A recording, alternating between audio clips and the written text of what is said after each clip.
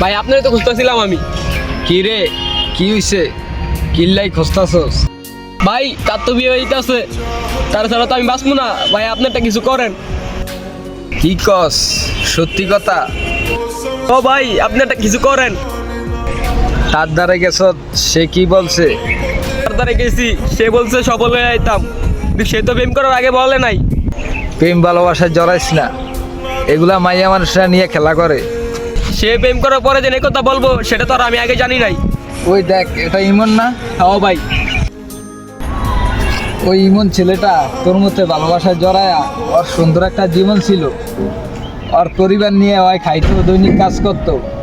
তোর মতে আজ ভালোবাসায় জড়ায়া সে পাগলের মতো হয়ে গেছে।